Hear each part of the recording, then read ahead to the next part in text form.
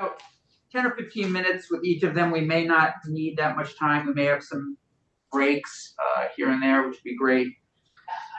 But we're going to start with Senator Gulick's bill, S203, which is in our folders. And S203 is a bill, an act relating to the appointment of the State Board of Education members.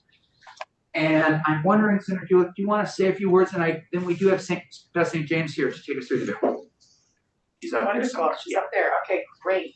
Yes. Great. Thank you so much. Thanks for putting in the bill. Hello, everybody. And thank you, Senator Campion, for pronouncing my name correctly. You're one of the few people who can do that. So Well, thank you. So this is S203, and this is something, it came to my mind as I was thinking about education in Vermont and how the Ed Fund is such a behemoth in terms of taxpayer dollars in the billions of dollars, and how we, the legislature and the Agency of Education, are tasked with education in Vermont and making sure that it is equitable and high quality, while also keeping an eye on the cost and the outcomes. So it got me thinking about what an incredibly important role that we all have in education. And as I was looking at the state board and thinking about how the state board is made up and who makes it up, the members of the board are appointed exclusively by the governor. And it seems as though this should be a shared responsibility in the legislature as well. So that's what this bill does. Is it creates a new appointment process.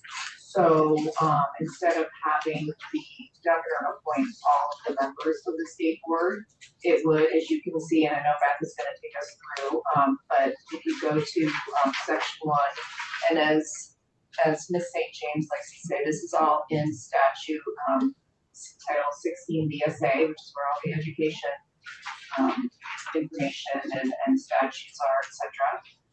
And subsection 161.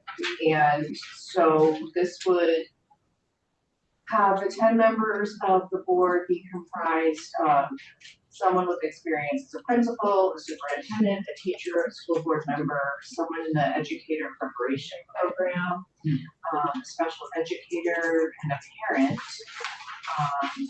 And the governor would be able, I should forget students. 2 of the members shall be secondary students enrolled in a public school, approved independent school, and secondary careers or equal education center. And one of those secondary students is a full member and does have a vote, and then there's a junior member who does not have a vote. So under this new appointment methodology, 4 members shall be appointed by the governor, including the 2 both secondary student members. So ostensibly the governor would end up with 3 appointments that are folks who vote. And then the Senate committees would be that would be the mechanism for appointing 3 members, and the Speaker of the House would also have the charge of appointing 3 members. Those members would all come through the committees. So the ones that would be sent to the Committee on Committees would come from Senate Education, and the one that would go from the Speaker of the House would go to House Education. And right now, folks who are on the would see their appointments through to the end, their terms, through to the end. And then there's what I think is a pretty good process to kind of start the appointment, which you would find on on page 4. It sets up a whole plan of how these new appointments would work. So, for example, for the terms that are expiring in 2025, 1 shall be made by the Senate Committee on Committees, and 1 shall be made by the Speaker of the House, And then it goes on to continue in 2027, 2028, 29, and 30, alternating, you know, who gets the appointments. And then ultimately you would have everyone who has at that point been appointed under this new system. So that's basically that's basically this bill in a nutshell, and the effective date is July 1st. Any questions? Senator Starr, are you okay with time? If we have, do you mind? We're gonna be about 10 minutes on this bill. Does that work for you? Yeah. Okay. I mean, fine. yeah, I'll just shorten your appropriation. That's why I asked. No, I explained to my chair that I had to be in. All right, thanks. Okay, thank you. Any questions for Senator Gulick? Yeah, please. More curiosity. So there are 10 members now. There will be 10 members if this bill is successful. But one becomes a non-voting member. Does that change? That's correct. Yeah, that's currently the way it is as well. Oh, it is? Yeah. Oh, I see. The So junior student members and That's right. non-voting member. Okay, very good. Thank you. Thank you for the question. Senator Sheen. I think, I mean, I'm a co-sponsor, so obviously I support this. And I am curious, when it comes to appointing one member who's a parent, how will that be figured out? I mean, a parent, like, will there be any other qualifications or just any random parent? I guess any random parent who's interested in serving. Yeah. Is there a parent? Do we have that now? I mean, I think there are parents on there, but they're not necessarily, maybe not applied as a parent. Who appoints the parent? Is that the, or does it not matter? It's more like we could do it, the governor could do it, Correct. the House could do it. Okay, this is great. Yeah. Okay. Yeah, Senator Williams.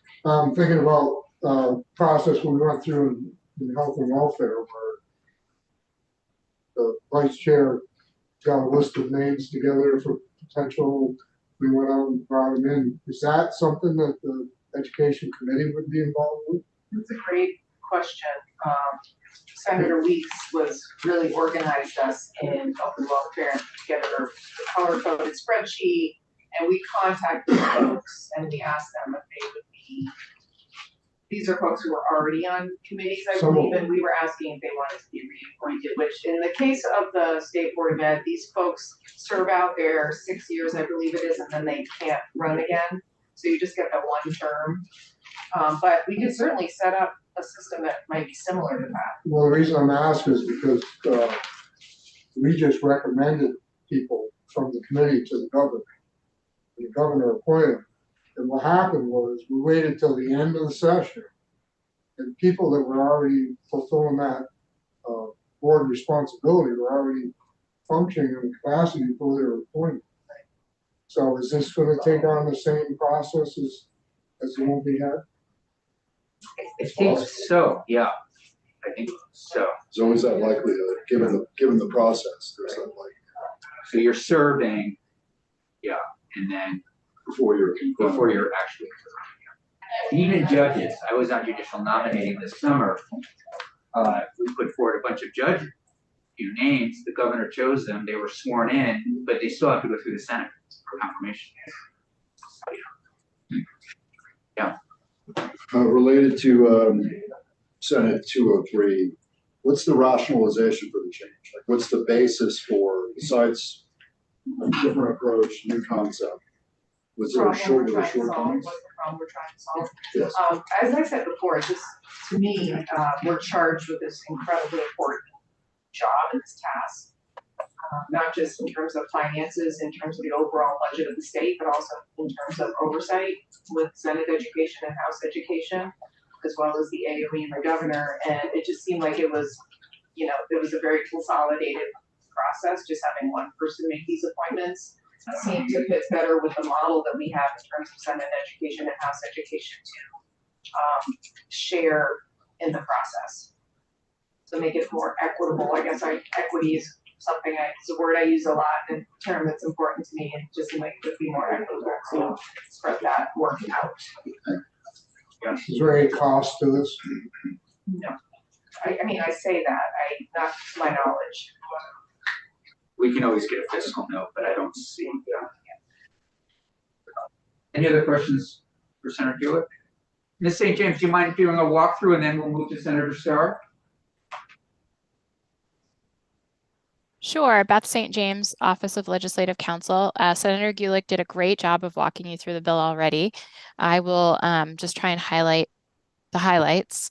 So this is a change to how our board members are appointed for the State Board of Education and the expertise which is required for those appointments. Currently, there is a, in statute, and this bill doesn't touch that, there's a kind of hopeful statement that to the extent possible, members shall represent the state's geographic, gender, racial, and ethnic diversity, but there's no other requirements. This bill adds a requirement that members have expertise in certain areas. And then it really doesn't touch the student members other than to be explicit that they may be from a public school, an approved independent school, or a secondary career technical education center. Currently, as Senator Gulick mentioned, all State Board of Education members are appointed by the governor, and this bill proposes to change how those appointments are made. So it would mean 4 members appointed by the governor, and that includes the 2 student members. So it would be 2 student members and 2 non-student members appointed by the governor, and then 3 members each for the House and the Senate. And the way that those appointments occur is that the Senate Committee on Committees makes the appointment, but they choose the name that they are appointing from among not fewer than 6 candidates proposed by the Senate Committee on Education. And it's the same process for the House. It's the Speaker and then the House Committee on Education. So you all would be tasked with proposing not fewer than 6 candidates to fill an open seat. And then the Senate Committee on Committees would make those appointments. For the governor appointees, there is no requirement that there be any confirmation by the Senate. So it's just a governor appointee. And then depending on who made the initial appointment, so if a member is appointed by the House would continue to appoint someone to fill a vacancy in that chair. So whether that's the expiration of a term or someone leaving the term early, whoever made the original appointment, this bill proposes that they stick with that seat. I'm just looking, let's see. If there is a vacancy, I'm on page 3, line 7. If the Senate or the House filled that vacancy originally, they're going to stick with that seat. But the vacancy should be filled by choosing from among the original list of candidates for the vacant term proposed by the applicable committee of jurisdiction. So let's jump to the transition period. Obviously, you don't need to do anything, right? You're the legislature, you can do whatever you want, but this bill contemplates a transition period, right? How do we go from all governor appointees to this staggered approach? And so I won't go through each, but all I did was I took the terms of each board and when they expire, and then I just went, 1, 2, 3, 1, 2, 3 for appointments. And so this does not talk about the transition period currently, and this bill is introduced, does not bake in what qualification, like special education, parent, teacher, superintendent, those new qualifications that we're adding on page 1 of the bill. The transition period doesn't propose that any vacancy has to match any particular qualification. So I think in the real world, how this would play out is for the first appointment, if that was a teacher, that qualification's off the board for the next appointment and so on. You could, should you choose to take up this bill, get more prescriptive in that the first appointment needs to be a teacher, the second appointment needs to be a special education professional, et cetera. And then the bill, once that initial appointment is made, again, the appointing authority keeps that seat. And then this bill is proposed to take effect on July 1 of this year. Thank you, Ms. St. James. I think we're gonna shift, since we have Senator Starr here, we can return to this later this afternoon if anybody has any additional questions, and I have a list of potential witnesses. So, Senator Starr. And I don't know if everyone knows this, but Senator Starr you were the chair of this committee. Yeah, back in maybe 10 or 12, 2010 or 12. Yeah. And I served 4 years prior to that on this committee, and when I first came to the legislature. And to start out with, I spent 21 years on the school board in Montreal, as well as served as chair of the supervisory union. So education has always been a big part of my extracurricular activities, you might say, and spent a lot of time helping to improve our educational system in my district. Once I got here, I represented 5 towns, and when I was in the House for 26 years. And every one of my schools in my district were rebuilt to new schools. So we did a good job up north improving our educational system. And so I've always been very interested in how education has gone, and especially in our rural communities where dollars are short and costs are high, figuring out ways to help with that. This, over the years, our literacy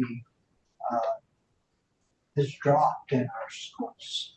We used to be basically at the top of the ladder, or pretty close to the top, and we're midpoint now. We're losing that. And when this Dolly Parton literacy program came along, there's always new things popping up, and you take it with a grain of salt and you watch how it goes. And over the years, at this point, they're doing, this is for children from 0 through their 4th year. And the books are all sent out, and I have copies of them, or a couple of copies, and that you can. Do you mind passing those around so we can see the kinds of stuff? And the one that on my right, that was put together by a guy from Westport, Vermont, and but they send out now over 1 million books a month to these youngsters in our country, plus 4 others.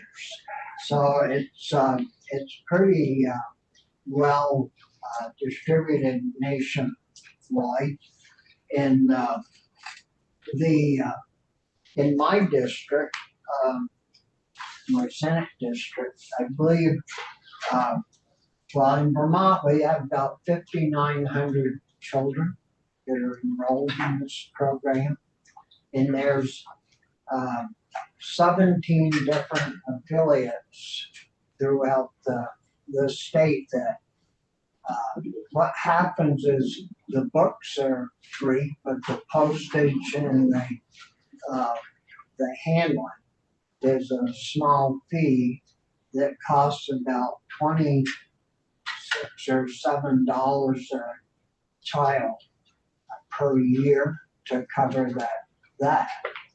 And, in my district, pretty fortunate that, in the last two and a half years, about every town in my senatorial district, we've gotten signed up.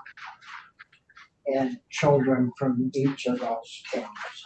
And, you take,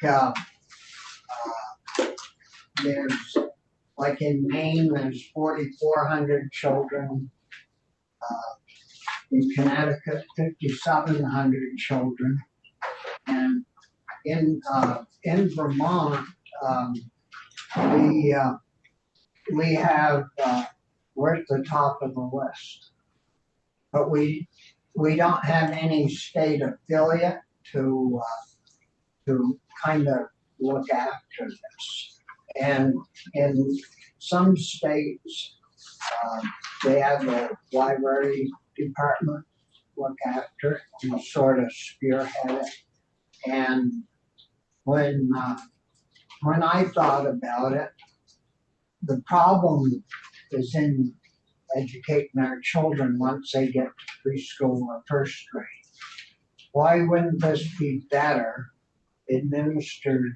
The library has no money.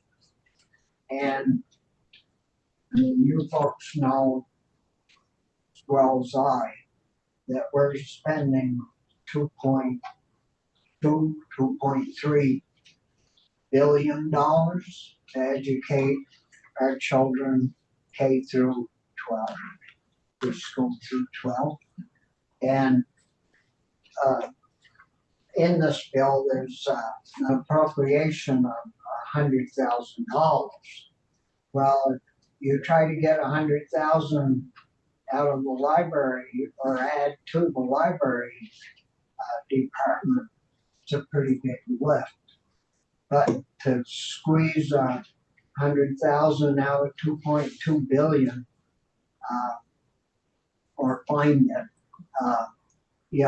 it just seemed to me that if you want money, you gotta go where there is some, or it's not gonna work. And so anyways, we have a good enrollment in this, and like up north, we're 2 years into the program. If we do this pilot for 3 years, then we've got one group of young people, children, that have started at 0 age and have gotten to the first grade. So if you add 3, we would have one whole group that has completed their 4 years of participating in this program. And we could measure it to see whether there's been improvements or not if the children enrolled in this program. And you take middle class families, they're 4 times more likely to read to their children if they have these books there. And the big difference is on the lower income families, they're 8 times more apt to read to their children if these books are in the household. And it's pretty obvious that that lower income they have no books at all. 61% of the lower income families have no children's books in their household whatsoever. And so as the children grow with the program, the books come in the children's name. So they're the owners of the books, the children are.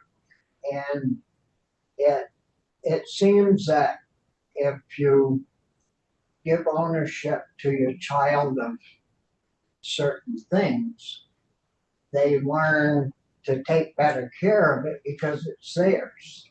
And so that helps in the process as well. And I think you folks know that by the time a child gets to the third grade, if they aren't doing well in their literacy, reading abilities and skills, they're in trouble. And if you track that, which I spent years on the school board, and if these same children that score low in the third grade, they're also scoring low in their later years in school. And then we also know from facts that low scoring children in literacy also drop out of school. They become delinquent and get into trouble.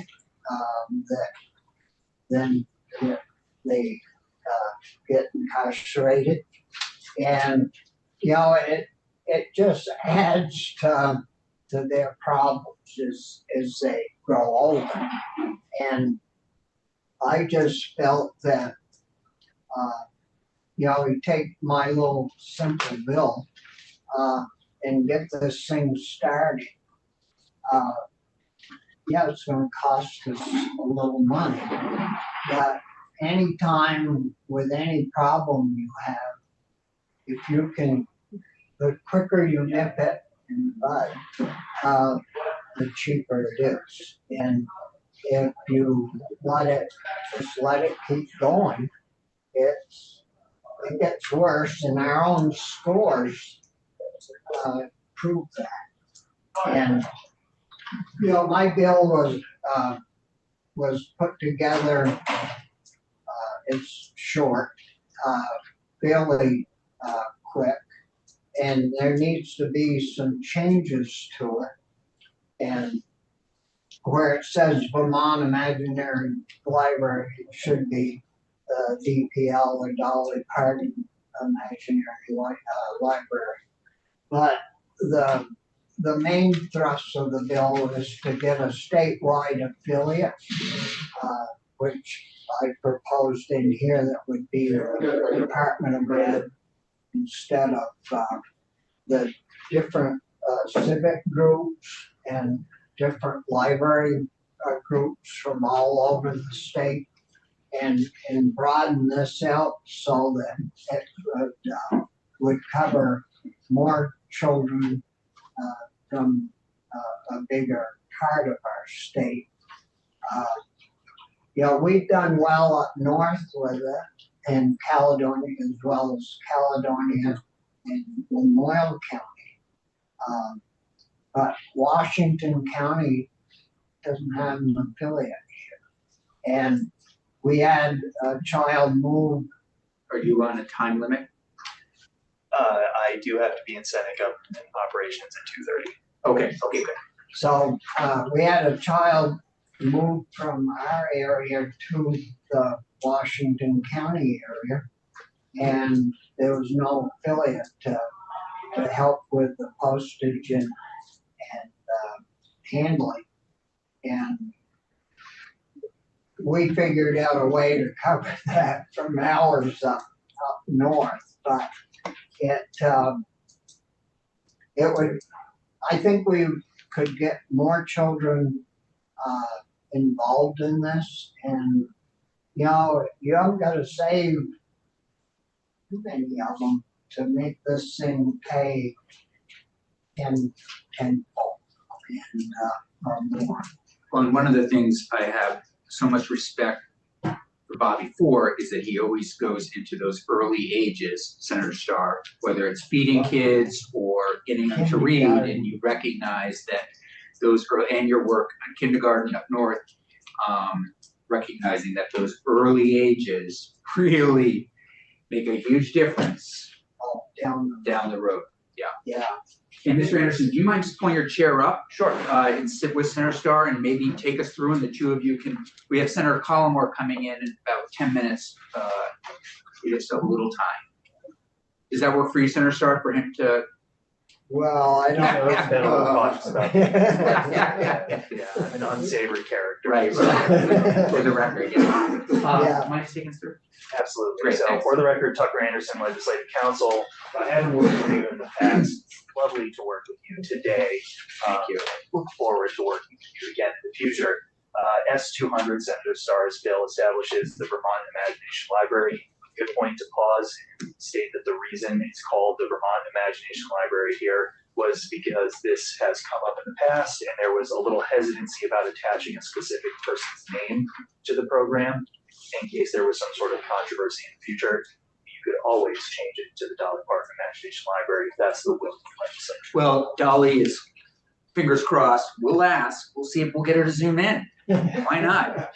Well. Right? I mean, she's done so much with this program. It'd be great to thank her and understand a little bit more about the program. The bill establishes a 3-year pilot program for the Imagination Library. So it would exist for 3 years, an initial appropriation of $100,000 to fund the operations of the program. All of the duties that are assigned in the bill are assigned to the Agency of Education. Essentially, the agency would be required to coordinate with the representatives from the Dolly Parton Imagination Library to implement the program throughout the state.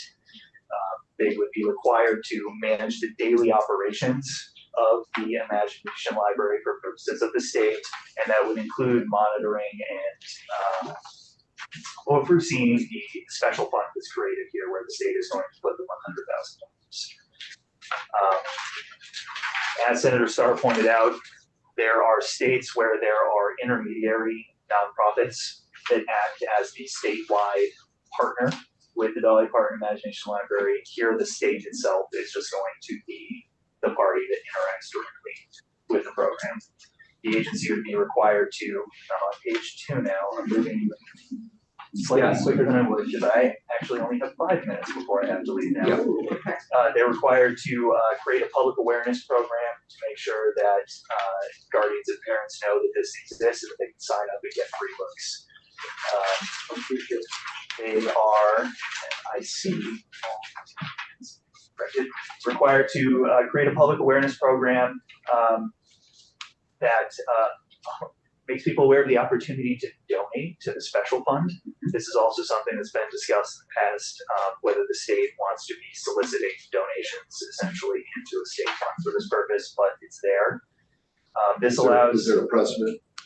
There are some precedents, particularly where the state acts as a trustee over certain funds. I can point you to a couple different examples where public trusts are allowed to solicit donations. Libraries are one area in particular where you see a lot of this. So trust libraries at the local level are allowed to solicit donations. There's provisions in here for consultation with the Librarian of Congress. That would be the Secretary of Education who would be coordinating with the Librarian of Congress. Subsection C establishes that the eligibility for the program is any person under 5 years of age is eligible, provided that they're a resident of Vermont. There's a provision in subsection D that allows the Agency of Education to collect some administrative cost from the fund if that's necessary. Subsection E sets out that this is actually a 50-50 match. The $100,000 is matched by the Dolly Parton Imagination Library. So you're dealing with $200,000 for the 3-year period that can be spent to implement this program statewide. There's a catch-all and a little bit of a security blanket here on page 3 in subsection F that if the General Assembly doesn't actually appropriate any funds to the special fund that supports the Imagination Library, that this shall cease, that they shall cease to operate. And I was gonna recommend striking that section. the program, so that it would be an unfunded program. Good amendment. There's a technical correction that needs to happen in there too. But there's a required report annually during the pilot period to allow the Senate Committee on Education, the House Committee on Education to see what is happening with the program, what the status is, how the money is being spent. And there is a repeal section here that the agency will include in its report a recommendation as to whether the program should cease to exist. Section 4202, page 3 establishes the special fund. This is somewhat boilerplate language for this. Subsection E, which is on page 4, is the provision I was talking about where the agency would be permitted to accept gifts and donations, soliciting them to accept. Section 2 contains the $100,000 appropriation. Section 3 is the sunset, because this is a pilot program. So 3 years from July 1st, 2024, July 1st, 2027. It's the type of math I'm really good at. The effective date is July 1st, 2024. This is terrific. Thank you so much. Yeah, absolutely. My pleasure. Thank you, Senator Starr. We may have you back in at some point to answer some questions.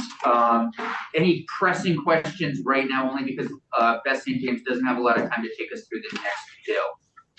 I can hold my questions till next time. Okay, that'd be great. Yeah. Great. Well, thinking about the agency of libraries, Yeah, doesn't have any money, but there's money tied, right. and that's really right down their alley. Yeah, Something- yeah. So something. Yeah, I did spend Did you? quite a lot of time thinking about it, and they're very small, our Department of Libraries, and they would have to basically hire somebody to look at it. I just felt that this is it's a very major issue that our education department should be very concerned. They should be sponsoring out of their own budget, but they aren't. And that would be the proper place to do this. Yeah. And I don't want to take a lot of your time, but I've been here a long time, and I've never supported a bill and promoted a bill that didn't pay off for the people of Vermont and big time. And whether, not a lot in this yet, but this could save the state of Vermont millions of dollars down the road and help our workforce, help young people complete school. And it's just sad that we spend all this money getting children to the 9th or to their 16th birthday. I mean, we spend hundreds of thousands to get them there. They walk out the door because they're frustrated because they don't understand the English language, and it just makes sense to me, business point of view, to the welfare of our citizens, that something like this would pay back many times over. So, Thank you so much. just on a quick note, Yeah, last year we spent, I proposed to the Appropriations Committee that we spend $2 million on helping farmers pay the DMC payment in that past. We spent $2 million and we got back 29 million. So I could go on and tell you many of these same stories, but if this wasn't worthy of $100,000, I wouldn't be here asking. So, Anyway. Great, thanks, Bobby. Thank you very much. Senator Collmore, Yes, sir. do you mind joining us? And we have Ms. St. James before she leaves. She's gonna take us through 216 quickly. Oh, I'm sorry, I didn't. Mr. Chair, I can't vote in my ear. Thank you. Thank you. Bye. Thanks, Bobby. Okay. Senator Collmore, Ms. St. James has another meeting in about 5 minutes, so we're gonna start with her. You stay right there. Sure. She's gonna take us through a high level of S216, which is in our folders. I see that we have this is a bill that Senator Collmore has sponsored, and Weeks and Williams are co-sponsors. So Beth, as much time as you can, if you would take us, that would be great. Sure, Beth St. James, Office of Legislative Counsel. I do only have about 5 minutes left, so this will be high level. If there are specific details you'd like me to come back in on, you know where I live. Great. So the first section here does away with the position of chancellor at the Vermont State Colleges Corporation. And one thing I just want to say from the outset is something for you all to think about this session is I, in my drafting life as a member of Legislative Council, and all of my colleagues, there's been a lot of confusion over the change of the name of the Vermont State University and the Vermont and how that fits into the Vermont State Colleges Corporation, because that name is sprinkled, the Vermont State Colleges is sprinkled throughout the Green Books in various different places. And so whether you take this bill up or not, it may be a good idea to think about looking at the Vermont State Colleges statutes and see if there's any cleanup that needs to be done there. And there is a section of this bill that provides for that, on just what's the name of this institution going forward and how should it be used throughout the Green Books. Technically speaking, I don't think there's any change necessary because the Vermont State Colleges Corporation is comprised of the institutions it is comprised of. So it would naturally sweep in the Vermont State University and the community college system. But we're not the only ones who use the Green Books. And so there's just been a lot of confusion over what to call this institution. So just doing a plug for a little cleanup, or at least a thought towards that. So Section 1, again, does away with the position of Chancellor of the Vermont State Colleges Corporation, which again, right now is comprised of Vermont State University and CCV. And the statute currently, Section 1 is current law.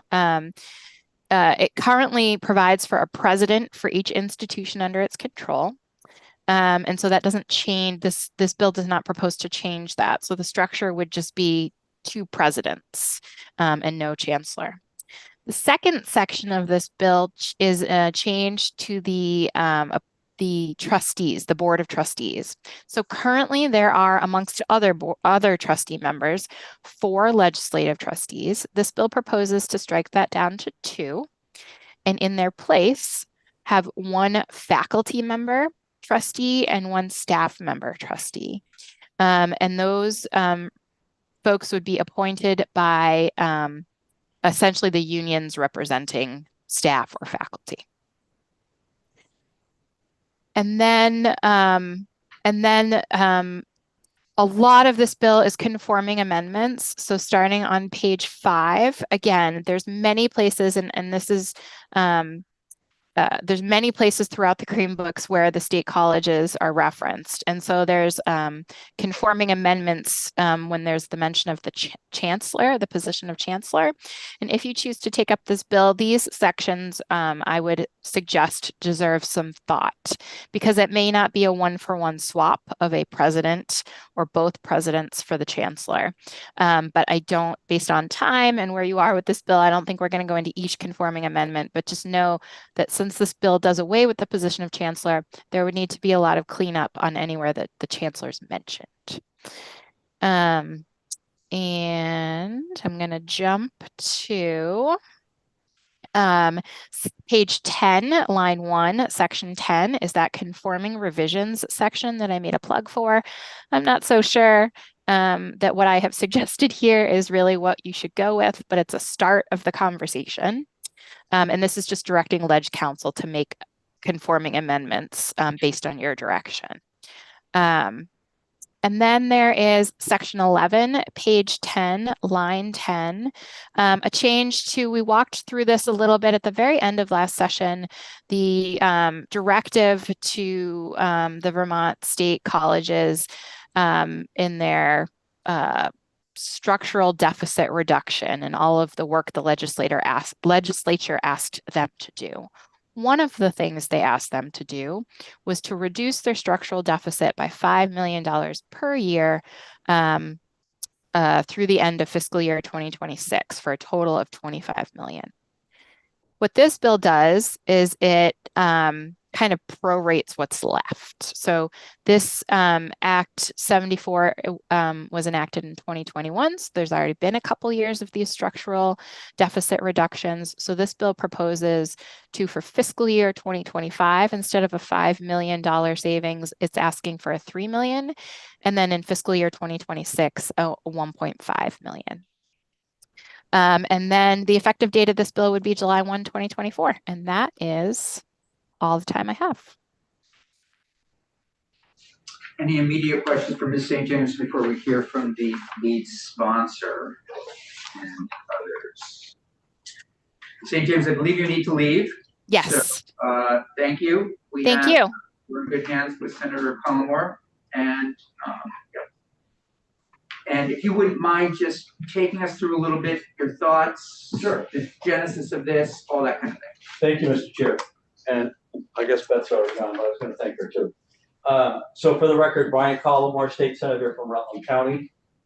This bill was drafted as a response to a meeting that was held at Castleton University on October 29th, 2023. It was attended by about 10 of the area legislators from Rutland County, which is where Castleton is, but it was also attended by Senator Campion. I was from Bennington County and made the trip up that day, and I believe took a tour of the campus afterward, and it was great, and I thank him very much for being willing to join us that day. During that meeting, there was a list of asks presented to legislators, and 3 of those are represented in S-216. And Beth has done a really good job going through those. I have maybe a little bit more to say about each, but that's okay. That's where I came up with the idea. So we met again. It was a legislative breakfast. There was faculty and staff there. I'm going to guess probably in both actually, I don't think Senator Weeks was available at the time, but Senator Williams was there. So there may have been 25, 30 people in the room, something like that. We had breakfast, and then we listened to a group of professors and staff address us, and that's where the requests came from. I do want to point out that the Vermont, and this is from their own website, so we'll just go through it. VTSU, which is the Vermont State University, budgeted for an overall dip in enrollment of 6% and a new student enrollment dip of 15% in the current year. So we're not in a position which is sustainable unless we reverse that number. In other words, we don't want a continuing situation with fewer and fewer students enrolling each year. We want it to go the other way, and we want to attract more students in. But in total, Vermont State University system enrolls about 5,200 students. This is 4,000 undergraduates, about 500 graduate students, and then also 700 in what are called apprenticeship programs. Full-time students are 72%, part-time 28%. In-state, and this is important, I think, to remember, is about 72% of the students that attend the Vermont State University system are from Vermont, which leaves 28% out of state. And the other important aspect, I think, of this is that the students represent 47%, so nearly half of them are first in family students. And this is a role that is not the same that the University of Vermont or some of the private institutions in the state can talk about, but the Vermont State University system does see it, I think, as one of their missions is to involve people who have never gone to college before, never been in that situation, and they're first in their family to do that. So I think it's an important niche that we remember that that's what we're talking about. I always thought for some reason that Castleton University had the biggest group of folks, and I think they do student-wise, but not acreage. So let me just look down. Randolph is the largest campus that we have, 590 acres, and there's 30 buildings, including a brand new laboratory down there. Johnson is second with 350 acres and 14 buildings. Linden is third with 211 acres and 24 buildings. And Castleton is fourth with only 165 acres, but 21 buildings. And then Williston, which is sort of an adjunct, if you will, to the Johnson campus of 12 acres and 7 buildings. Out-of-state tuition and fees, $26,000 a year. In-state is about $12,000 a year, and there is financial aid available. So the first provision, as Ledge Council presented, would eliminate the position of chancellor. Many in the Castleton meeting that day back in October, and I assume statewide as well, since I've been in touch with some of the folks from the other campuses, question whether a $250,000 salary, which is what the chancellor makes, is appropriate for a system that only serves about 4,700 students. In other words, in the scheme of things, there are much larger institutions nationwide with many more students. We have, you know, on balance, a pretty small institution here in terms of number of students. And there is now one president for the 5 campuses, and then one president for the Community College of Vermont. So in essence, there are two presidents that represent the entire system. Those presidents at the moment report to the chancellor. So in terms of the going up the ladder, that's the next person that they will report to.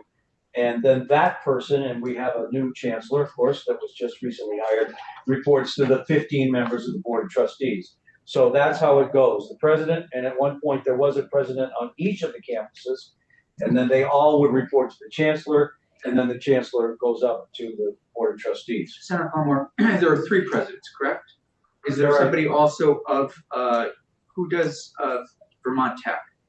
Is that one, is that person? That's part of the I thought one Pat president. Moulton for some reason was the president of, Unless things have no, changed, okay. yeah, We have some folks from the Vermont State Colleges, one president for the, Yes, sorry, Drake Turner, the Director of External and Governmental Affairs for Vermont State Colleges. Yeah, so there are 2 presidents. Thank you. Vermont Technical College is now part of Vermont State University. great, thank you.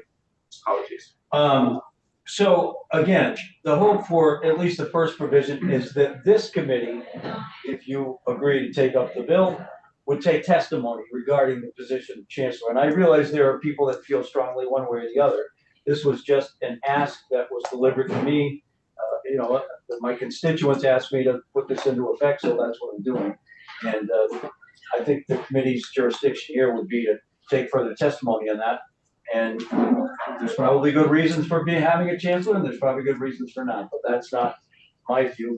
My view would be that that's where your jurisdiction lies. The second provision, as Beth mentioned, would realign the members of the Board of Trustees. There are currently 5 members that are appointed by the governor that sit on the board. 4 trustees are elected by the board themselves or itself, and 4 trustees are state legislators who are elected by the General Assembly. There's also 1 student trustee, and the governor is an ex officio member. I assume doesn't particularly, you know, take part in a lot of the meetings, but he is technically one of the members of the Board of Trustees. So I've always looked on it as sort of 14 people that are invested in the day-to-day operation there. My bill would reduce the number of legislative members to 2. So instead of 4, there would be 2, and add a faculty member and a staff member to take the place of the folks from the legislature that would be, should the bill pass, leaving, if you will. And so it leaves the total still the same at 14, but it would be, in my view, at least a little bit more diverse membership, and I think provide some new voices for folks on the board to hear. And the third provision would be to reduce the mandated structural deficit request from the Vermont General Assembly. It was $5 million a year for 5 years, which is $25 million. In fiscal year 25, my bill would propose to reduce that from 5 to 3, And then in fiscal year 26, it would finally reduce it to 1.5 million, and then it would be gone. I do know that there is, and I don't want to say it's a mirror bill in the other chamber, but there is a bill which mirrors my first two provisions word for word. The third provision with regard to the structural deficit immediately takes the deficit to zero. In both fiscal 25 and 26, it would reduce it to 0 and 0. So that may be, again, something that this committee would want to look at in terms of should we do anything at all? And should it be 3 and then 1.5? Should it be 0 right through? Should it be 4 and 2? I don't, you can play with the numbers, but that's what I came up with. So that's the thrust of it. I just wanted to thank you for the bill. I'm glad you're introducing this. The only piece that I'm kind of don't have an opinion on yet is the chancellor piece. I think that's something I want to hear a bit more about.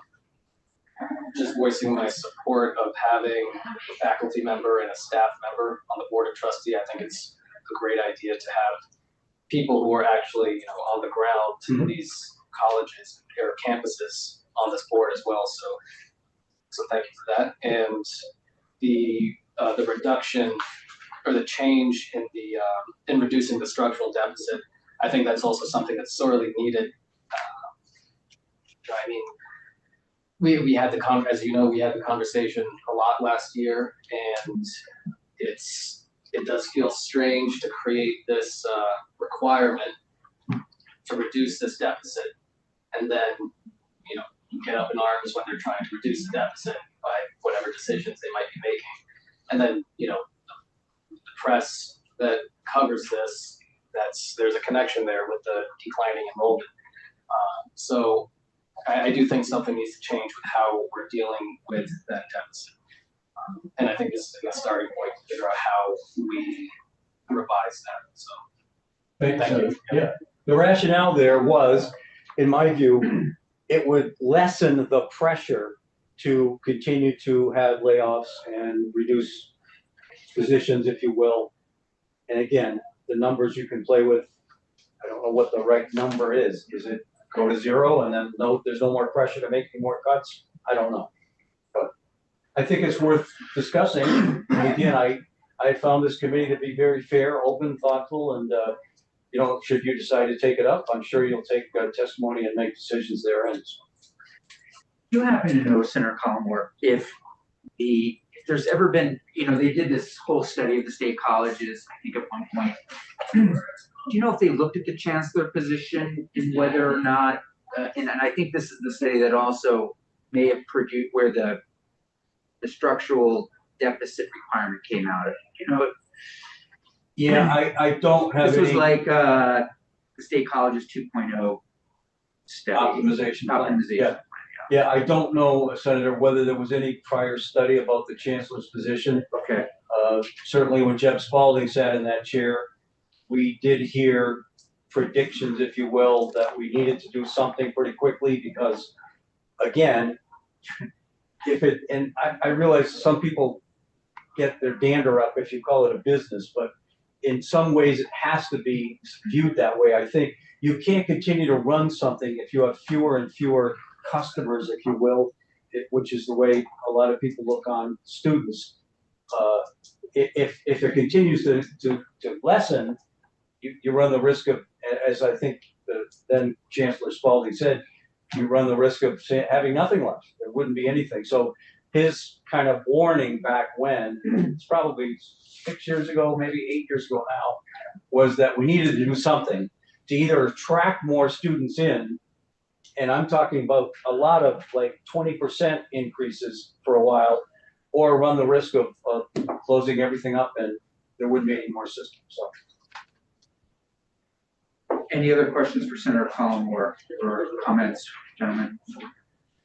And we have the new chancellor, I believe, coming in next week. Excellent. So that'll give her an opportunity. All in favor, say aye. Oh, sorry, you missed it. We did pass out 2 things, but. Yeah, and I should say, in all transparency, this was done prior to the new chancellor being hired, and I don't want it to appear that we have somebody that just moved in and said, welcome, and oh, by the way, we've eliminated your position, so good luck. I didn't want to do that. Yeah. So this was all done prior to that. Yeah. And again, I want to reinforce that some of this came directly from the request of constituents at Castleton, but I And you know, think- the chancellor, I mean, I know she's only, next week she'll have been here 3 weeks, but sooner rather than later, I'm sure she will very much have a handle on the deficit spending requirement and whether or not that makes sense or, and then maybe even an opinion on the switching the staffing or the board piece. Yeah. Anything else for Senator? That was a great presentation, Senator Palomar. I missed it, I'm sorry. That's okay. I guess I can roll the tape and watch Well, it. roll the tape Well, tonight. Roll the tape. Beth St. James did a great job outlining the I did provisions. get that, yeah. So all I did was kind of flesh No, out. you deserve enough credit. It was very good, very helpful to hear the genesis behind it. And like Senator Collmore said, several of us had a great visit to Castleton. Yeah. And I, for one, left very impressed. I left feeling those students could go to a million different institutions, and I was so happy that they chose Castleton. Yeah. And campus looked great, just felt really good. Excited. Okay, Thanks. thank you very much. Thank you. Okay, committee, we have to take 10 minutes until Senator Hardy comes in to talk about libraries. And then we will have a discussion about all these bills. I know. That's actually, it's